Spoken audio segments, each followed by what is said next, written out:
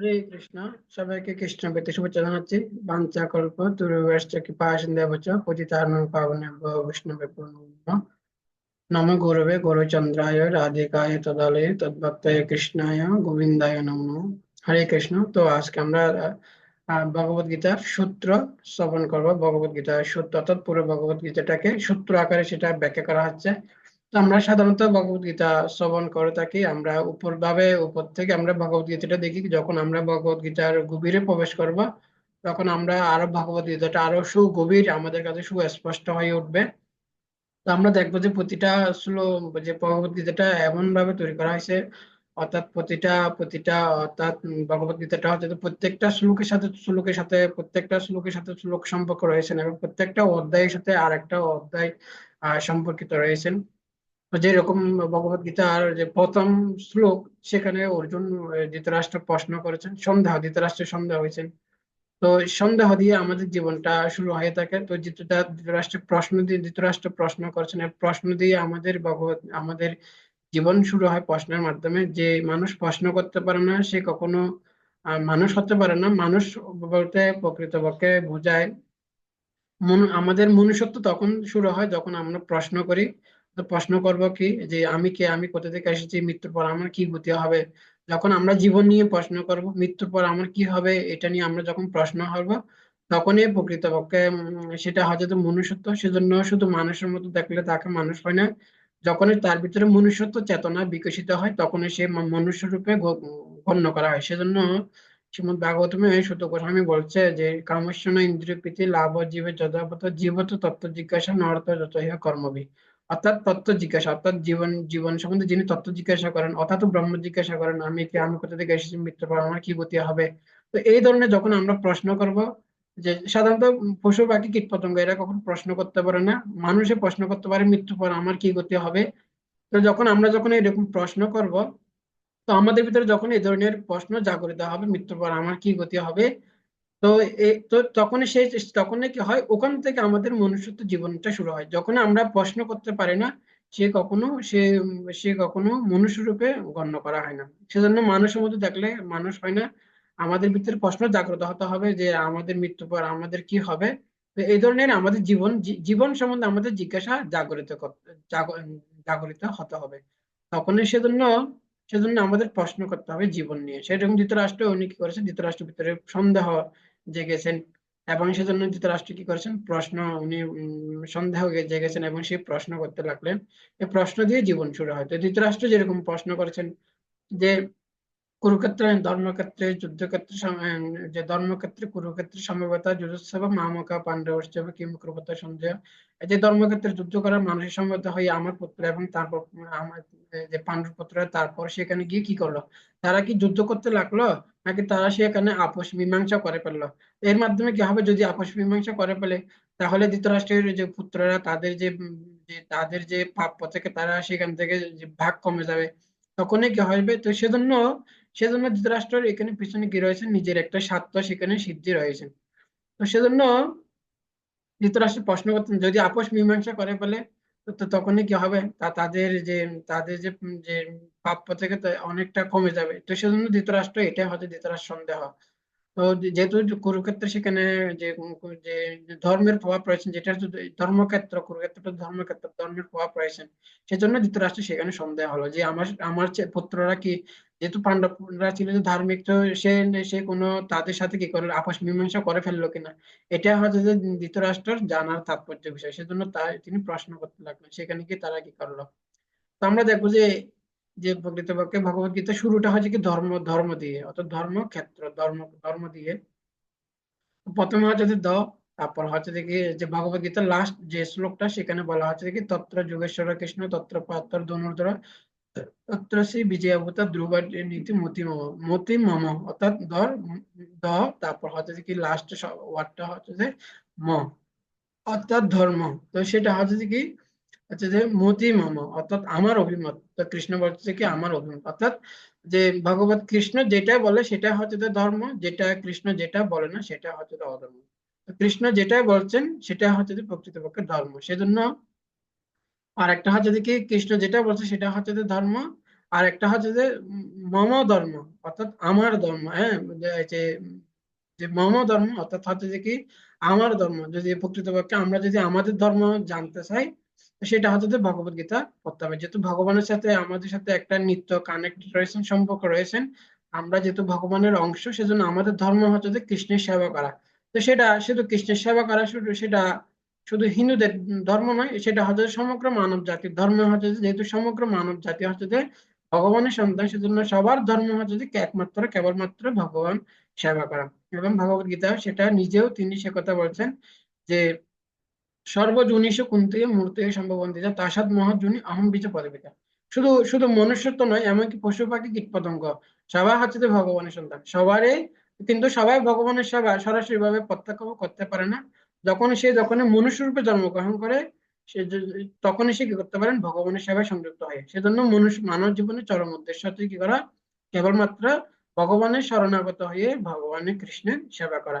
এবং সেই জন্য আমাদের প্রকৃত ধর্ম হচ্ছে যে কি মম ধর্ম, অর্থাৎ আমার ধর্ম হচ্ছে যে কি ভগবানের সেবা করা। তো যদি আমাদের ধর্ম সম্বন্ধে যদি জানতে চাই, আমার ধর্ম সম্বন্ধে যদি জানতে চাই, তাহলে আমাদেরকে ভগবত গীতা অধ্যয়ন করতে হবে। তো সেইভাবে এইভাবে আমরা দেখতে পাই যে কি মতি মম, অর্থাৎ যে আমার অভিমত, তো সেজন্য প্রকৃতপক্ষে দেখুন ভগবত গীতার প্রত্যেকটা প্রথম যে যে প্রথম যে শ্লোক, যে সেই প্রশ্ন ধৃতরাষ্ট্রের প্রশ্নে সেটা উত্তর দেওয়া হয়েছে ভগবত গীতার লাস্ট শ্লোকে, সেখানে উত্তর দেওয়া হয়েছে। তো সেজন্য প্রত্যেকটা অর্থাৎ ভগবত গীতার কি রয়েছেন, অর্থাৎ প্রত্যেকটা মানে কি একটা একটা অধ্যায়ের সাথে একটা অধ্যায় সংযুক্ত রয়েছেন, একটা শ্লোকের সাথে আর একটা শ্লোক এভাবে কি করা হয়েছে, সংযুক্ত সংযুক্ত রয়েছেন। যখন আমরা ভগবত গীতার গভীরে প্রবেশ করব, তখন সেটা আমরা বুঝতে আমাদেরকে বুঝতে সুবিধা হয়। তো যখনই আমরা যখন তো তো তো এই ভগবত গীতাটা কি করা হচ্ছে, প্রত্যেকটা অধ্যায়কে একটি সূত্র আকারে ব্যাখ্যা করা হয়েছে, একটা অধ্যায়কে একটা ওয়ার্ড দিয়ে সেটা বোঝানো হয়েছে। তো সেই এই ভগবত গীতার এইটা হচ্ছে যে সূত্র আকারে ব্যাখ্যা করা হয়েছে। তো আমরা একটা একটা অধ্যায় শ্রবণ করবো। আজকে আমরা ভগবত গীতার প্রথম অধ্যায়টা শ্রবণ করবো। তো প্রকৃতপক্ষে এই গীতা সূত্রটি তৈরি করেছেন সুতাপা দাস। তো ওনার সন্ন্যাসী নাম হচ্ছে যে ভগবান কেশব স্বামী মহারাজ। তো ওনার কৃপা আশীর্বাদ প্রার্থনা করবো, সমস্ত বৈষ্ণবদের কৃপা আশীর্বাদ প্রার্থনা করবো। বাঞ্ছা কল্পা সবিবেশে কৃপা সন্দেহ পতিতানং পাবনেভ্যো বৈষ্ণবেভ্যো নমো নমঃ। তো আমরা শেয়ার শেয়ার করবো।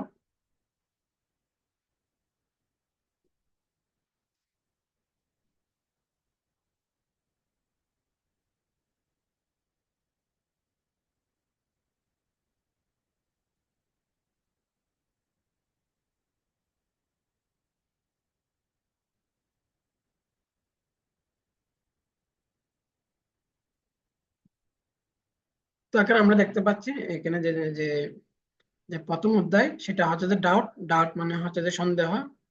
তো তো শেষে যে যে ডাউটটা, ডাউট মানে হচ্ছে সন্দেহ। আর ডাউটটাকে এখানে প্রতিটা যে বর্ণগুলোকে কি করা হয়েছে, ব্যাখ্যা করা হয়েছে। ডি ডাউট মানে হচ্ছে DOUBT ডাউট। তো ডি মানে হচ্ছে যে ধৃতরাষ্ট্র দুর্যোধন, ধৃতরাষ্ট্র দুর্যোধন 1 থেকে 12 নম্বর শ্লোক। তারপর হচ্ছে যে ওম হচ্ছে যে ওমিনেস রেজাল্ট, হচ্ছে অশুভ ফল, 13 থেকে 20 নম্বর শ্লোক। তারপর হচ্ছে যে ইউ আনসার্টেনটি, অনিশ্চয়তা, 21 থেকে 27 নম্বর শ্লোক। তারপর হচ্ছে যে বি হচ্ছে যে বিল্ডারমেন্ট, কিং কর্তব্য বিমূঢ়তা, 28 থেকে 30 নম্বর শ্লোক, অর্জুনের কিং কর্তব্য বিমূঢ়তা। তারপর হচ্ছে যে কি টি মানে হচ্ছে যে টার্নিং পয়েন্ট, অর্থাৎ ঘুরে দাঁড়ানো, এটা হচ্ছে 31 থেকে 42 নম্বর শ্লোক। তো প্রথমে আমরা যে ডাউট, যে ডাউট মানে হচ্ছে যে সন্দেহ, সেটা আমরা দেখবো। বলা হচ্ছে যে পারমার্থিক জীবনের যাত্রার শুরুটা হয় সংসার দিয়ে। সময়ের সাথে সাথে আমাদের পরিবার পরিজন বন্ধু বান্ধব সমাজ ও চারপাশের মাধ্যমে সাফল্যের এমন একটি চিত্র আমাদের সামনে চিত্রায়িত হয় যে আমরা সেই সাফল্যকে প্রাপ্ত হওয়ার জন্য জীবনটাকে রূপ দিতে দৃঢ় প্রতিজ্ঞ হই। একটা সময় গিয়ে আমরা সংশয় করতে শুরু করি যে সেই নিখুঁত জীবন কি আদৌ আকাঙ্ক্ষিত, বা তা কি আদৌ আমাদের সুখী করতে পারে।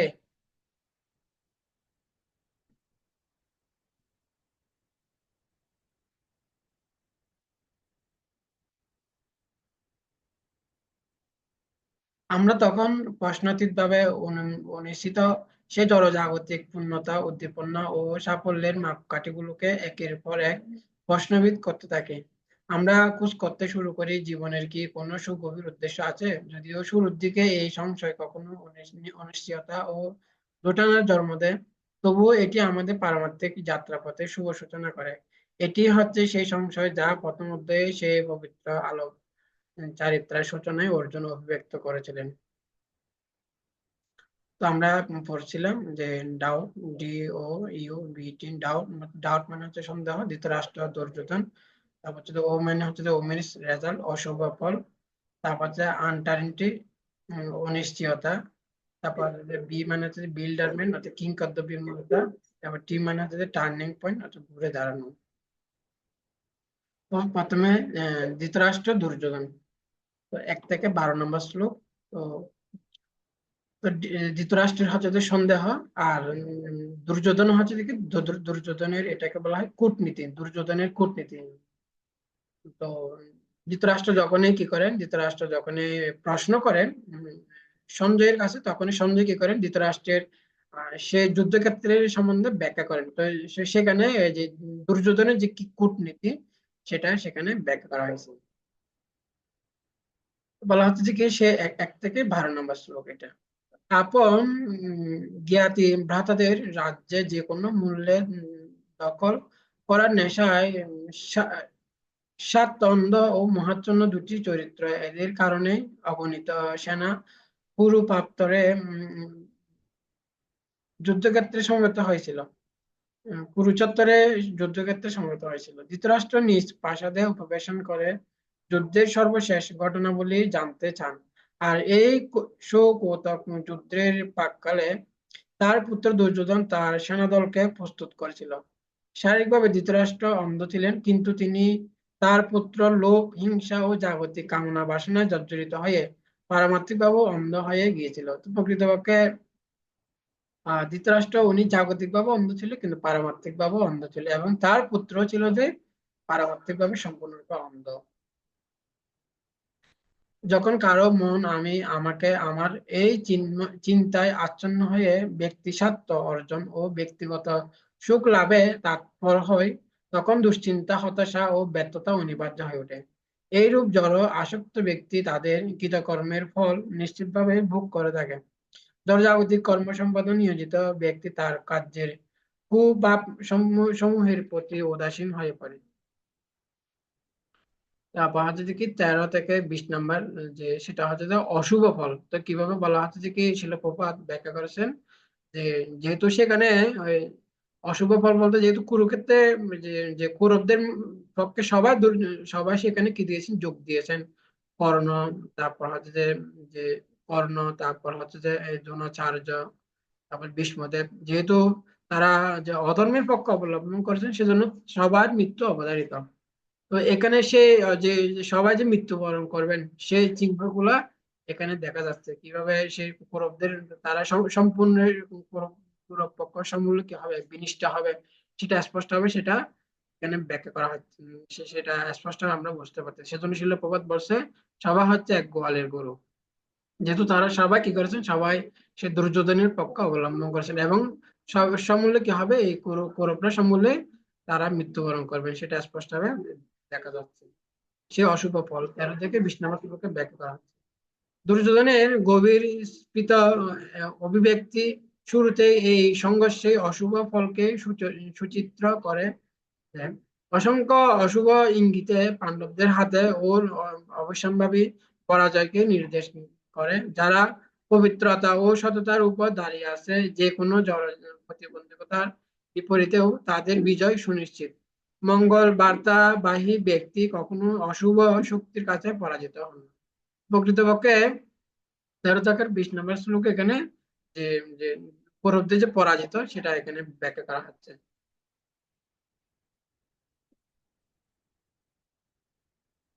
তো এরপর হচ্ছে আনসার্টেনটি, 21 থেকে 27 নম্বর শ্লোক হচ্ছে অনিশ্চয়তা। ধর্মকে এক সংরক্ষণ করা বিধেয়, এটা জেনেও অর্জুন তার প্রতিপক্ষ আত্মীয় স্বজনদের বিরুদ্ধে যুদ্ধ করতে বিচলিত। রথ প্রস্তুত, ধনুকের চিলাই টান পড়েছে, যুদ্ধের নিনাদে দিগন্ত প্রকম্পিত, কিন্তু অর্জুন সংশয়ে দোদুল্যমান। অর্জুনের রথের সারথি পদে স্বেচ্ছা অভিষিক্ত কৃষ্ণকে তিনি যুদ্ধক্ষেত্রের মধ্যস্থলে রথ স্থাপন করতে বললেন, যেন তিনি শত্রু পক্ষকে শেষবারের মতো পর্যবেক্ষণ করতে পারেন। তো এখানে অর্থাৎ অর্জুন কি করা হচ্ছে, অর্জুন কৃষ্ণকে বলতেছে কি সেনগের উপমধ্য স্থাপিত রত উত্তম।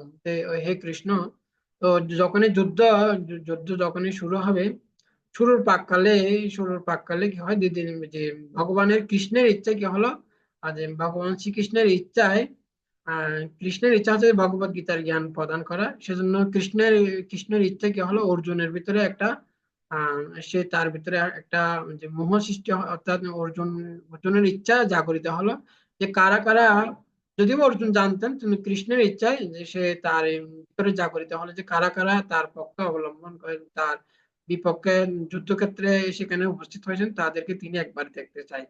তখনই কৃষ্ণ কি করেন, সে রথটি এবং উভয় দলের মাঝখানে সেখানে উভয় দলের সেনানির মাঝখানে নিয়ে যায়।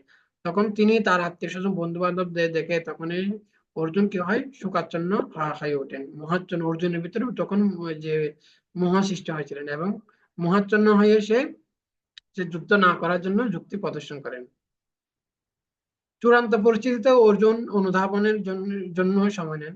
জীবনে চলার পথে স্থূল দায়িত্ব, কর্তব্য ও বিবিধ পেশনে মানুষের জীবন জর্জরিত হতে পারে, কিন্তু সে সব চাহিদা পূরণের জন্য সময় ব্যয় যেন পারমার্থিক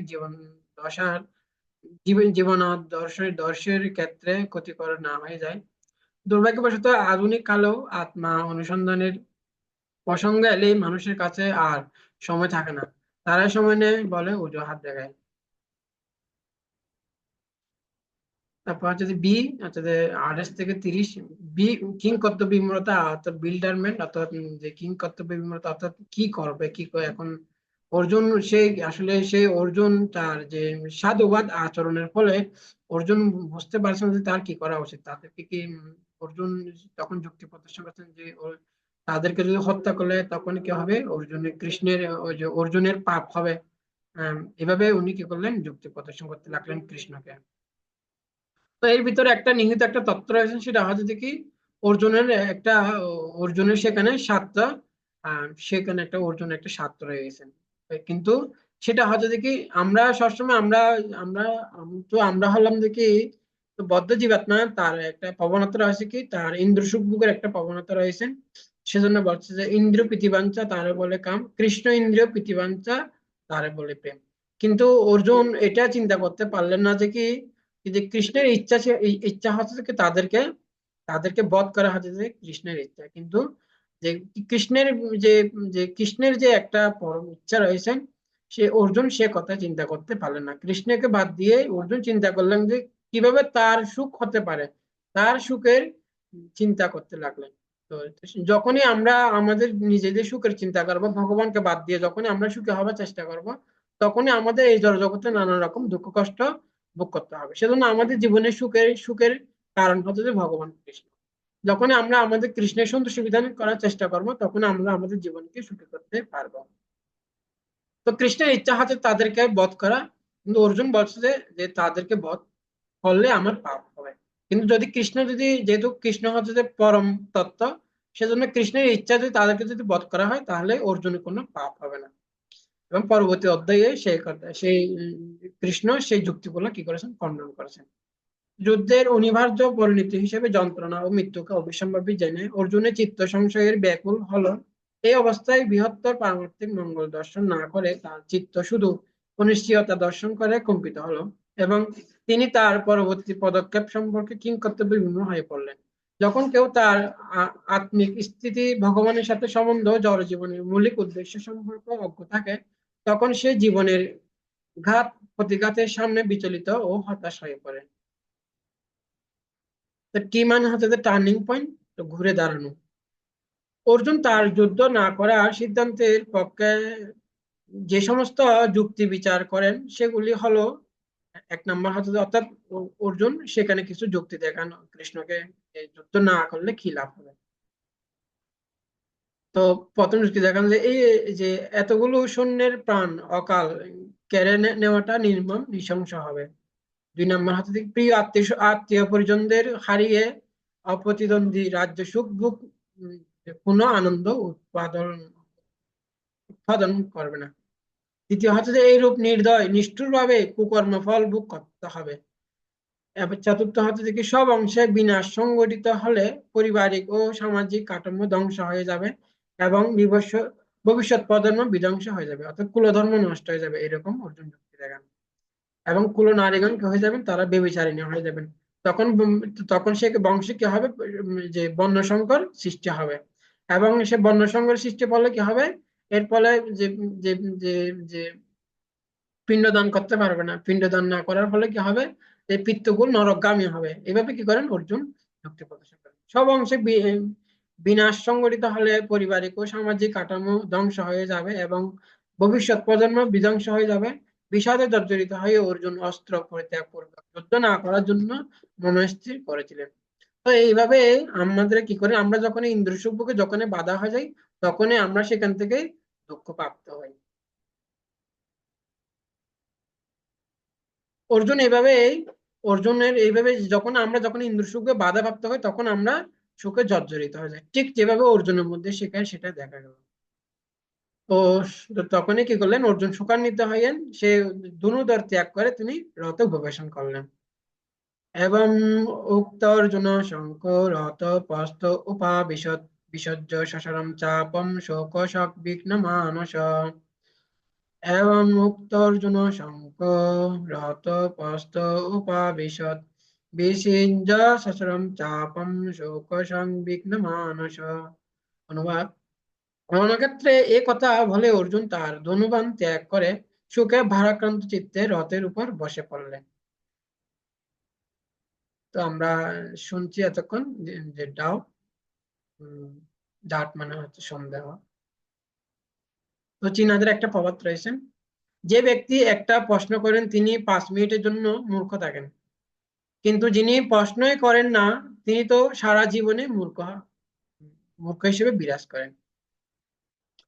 ভগবত গীতার কাহিনী, অমৃতের তরঙ্গিনী ডোবাইল জগৎ আনন্দ প্রবাহে দীন মাধব দাস ব্যাখ্যানে করিয়া সযতনে পান করা সুধীজন সুখে। হরে কৃষ্ণ কৃষ্ণ কৃষ্ণ হরে হরে, হরে রাম রাম রাম হরে হরে, হরে কৃষ্ণ।